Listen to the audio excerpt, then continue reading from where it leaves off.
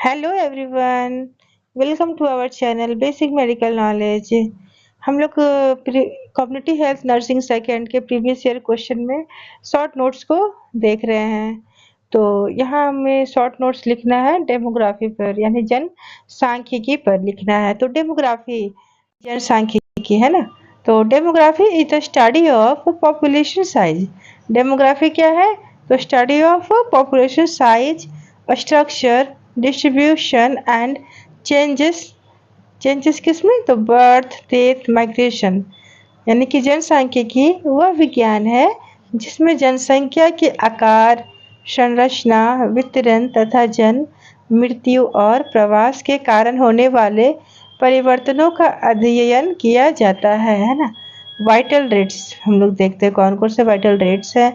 तो birth rate, तो जन्म दर जो है उसको कैसे, मतलब हम लोग जन्म दर किसे कहेंगे?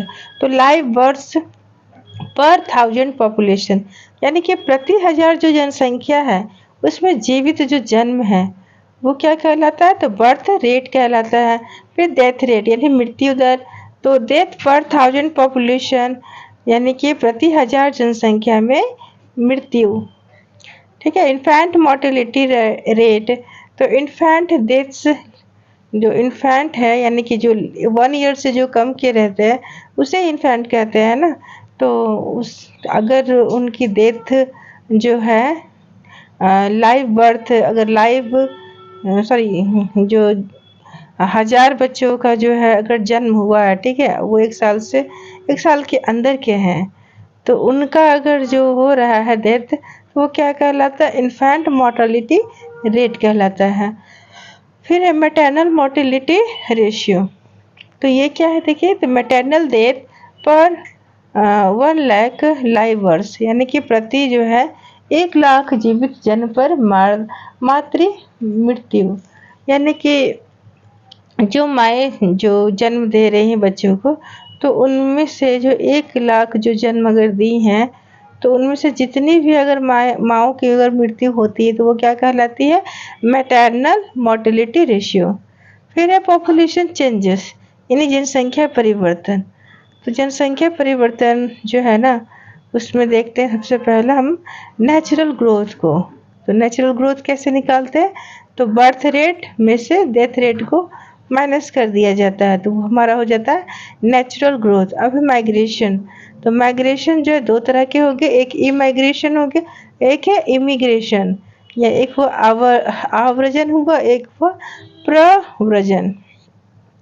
अब देखते हैं डेमोग्राफिक साइकिल। तो डेमोग्राफिक साइकिल में क्या हुआ? हाई स्टेशनरी यानी कि उच्च स्थिर अवस्था, यह समझ रहे हैं ना। उसके बाद फिर एक्सपैंडिंग वृद्धि अवस्था, उसके बाद है लो स्टेशनरी निम्न स्थिर अवस्था, फिर डिक्लाइनिंग यानी कि घटती अवस्था, फिर है सोर्स ऑफ डाटा यानी कि सेंसस यानी जनगणना, फिर बर्थ एंड डेथ रजिस्ट्रेशन जन्म एवं मृत्यु पंजीकरण, सर्वे यानी कि सर्वेक्षण, फिर है इम्पोर्टेंस इन नर्सिंग। आखिर ये जो हमारा डेमोग्राफी है तो इसका क्या इम्पोर्टेंस है नर्सिंग में? तो हेल्प्स इन हेल्थ प्लानिंग, ये क्या करता है?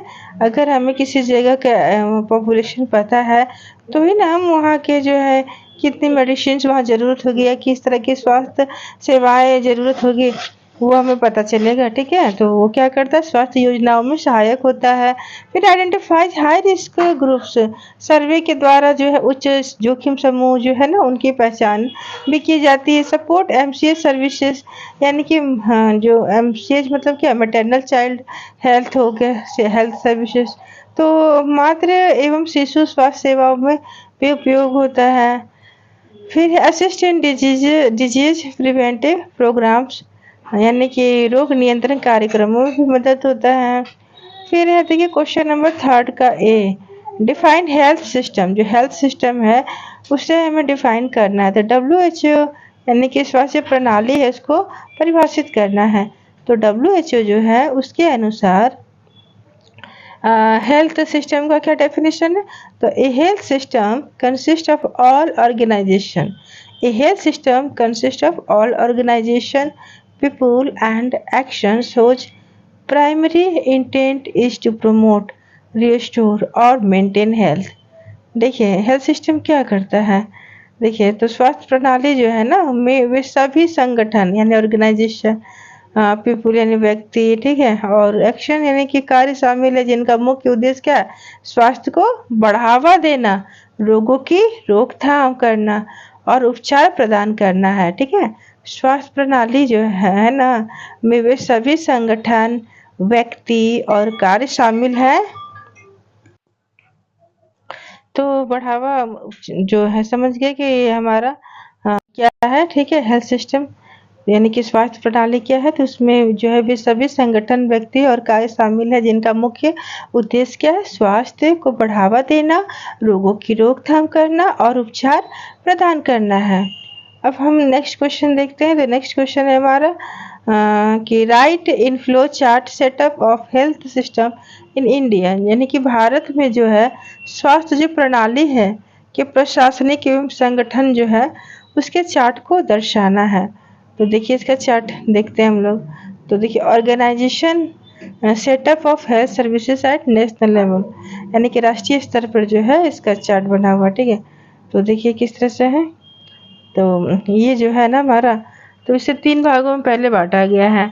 एक तो है हमारा union ministry of health and family welfare, headed by central health minister cabinet से, और दूसरा हो गया हमारा district general of health services यानी कि DGHS।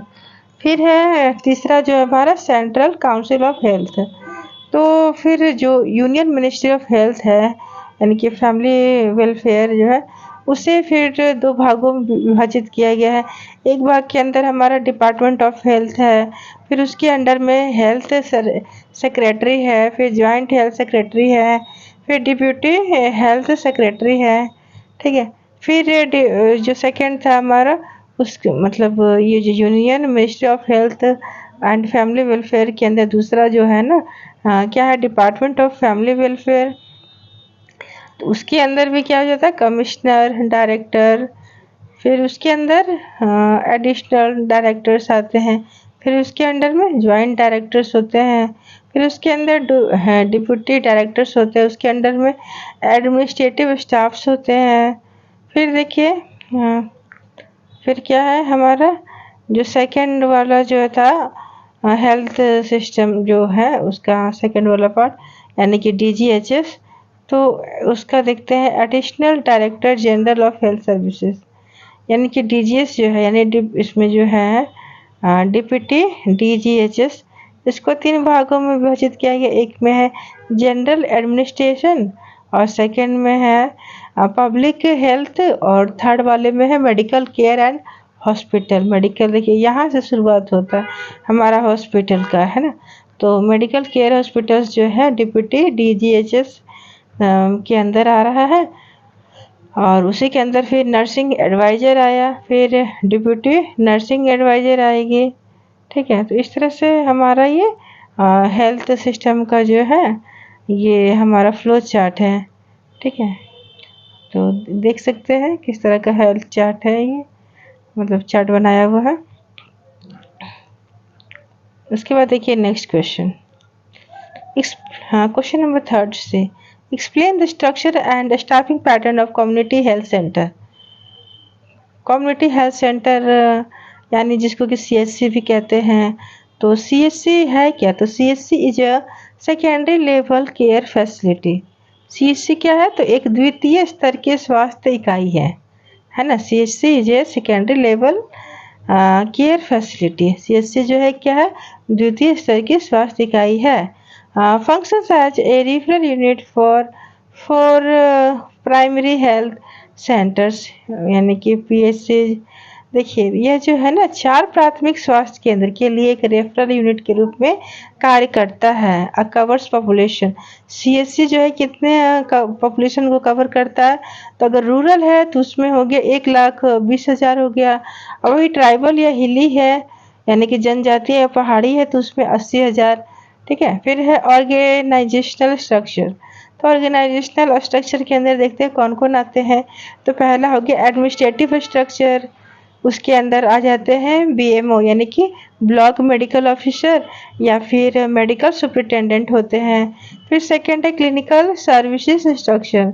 तो इसके देखिए ये क्या है, कह रहा है कि CSC is a 30 bedded hospital with following units. जो सीएससी जो होता है वो 30 बेड का अस्पताल होता है जिसमें निम्न इकाइयाँ होती है। कौन कौन इकाइयाँ होती है? तो देखिए आउट पेशेंट डिपार्टमेंट यानी कि ओपीडी।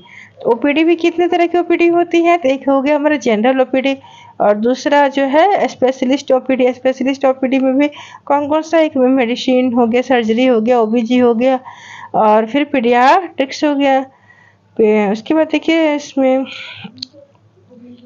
सेकंड जो है आउट ओपीडी तो है, उसके बाद आईपीडी भी होता है, इन पेशेंट डिपार्टमेंट। तो यानी कि पेशेंट वहाँ जो रहते हैं तो भर्ती जो होते हैं तो वो क्या कहलाता है? इन पेशेंट डिपार्टमेंट ही कहलाता है ना, आईपीडी कहलाता है। तो मेल वार्ड हो गया, फीमेल वार्ड हो गया, पीडियाट्रिक वार्ड हो गया। ठीक है, तो इस तरह से हमारा ये इसका यूनिट बटा हुआ है। फिर थर्ड है हमारा इमरजेंसी सर्विसेज। तो इमरजेंसी सर्विसेज में क्या क्या इसके अंदर काम होते हैं? तो 24/7 इमरजेंसी केयर यानी कि 24 सप्ताह के 7 दिन और 24 घंटा जो है वहाँ देखभाल होती है।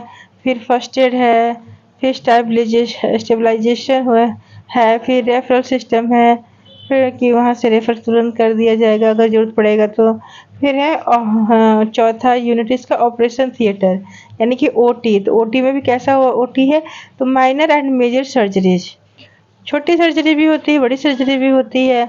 स्टेलाइजेशन प्रोसीजर, स्टेलाइजेशन प्रोसीजर क्या होता है? यानी कि फैमिली प्लानिंग है ना। मेल स्टेलाइजेशन, फीमेल स्टेलाइजेशन यानी कि पुरुष बंध्याकरण और महिला बंध्याकरण।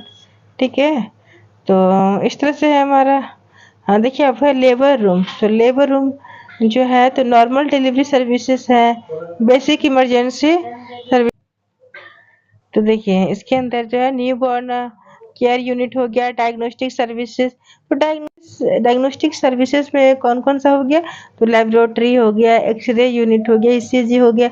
अब देखते हैं स्टाफ एट पीएससी यानी कि सीएससी में जो है कितने स्टाफ्स हैं, किस प्रकार है, वो पैटर्न को हम लोग देखते हैं। ठीक है, तो देखिए डॉक्टर्स। तो डॉक्टर्स में कितने तरह के डॉक्टर्स होते हैं? तो फिजिशियन है, जनरल सर्जन है, गायनेकोलॉजिस्ट है, पीडियाट्रिशियन है।